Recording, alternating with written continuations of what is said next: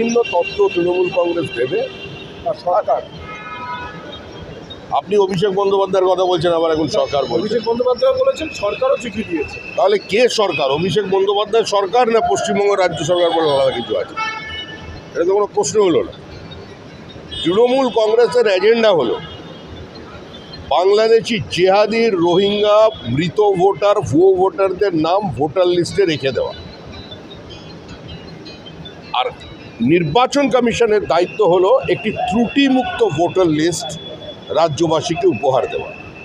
এই মুহূর্তে পশ্চিমবঙ্গবাসী মনে করছেন যে পশ্চিমবঙ্গের আভ্যন্তরীণ নিরাপত্তা কম্প্রোমাইজ হয়ে যাচ্ছে এবং সেখানে নির্বাচন কমিশনের দায়িত্ব পালন করছে। তৃণমূল কংগ্রেসের এজেন্ডা যে এ ধরনের ভোটারদের নিয়ে তারা নির্বাচনটা করিয়ে নেবেন, কিন্তু এটা তো একটা চলমান প্রক্রিয়া। আবার ওখানে দেখছি রাহুল গান্ধীর বাড়িতে কেউ বেড়াতে চলে গেছে, তিনি বলছেন ভোট চুরি হয়েছে।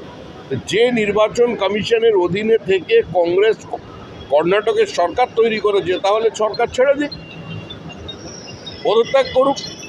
সবকটা সরকার একসঙ্গে পদত্যাগ করে আরেকবার নির্বাচন হোক। এই সমস্ত আষাঢ়ে গল্প দিয়ে তো কোনো লাভ নেই। পশ্চিমবঙ্গের মানুষ মনস্থির করে ফেলেছেন যে তারা মুক্তি চান, তারা পরিত্রাণ চান, তারা বিসর্জন চান, এবং সেটাই হবে।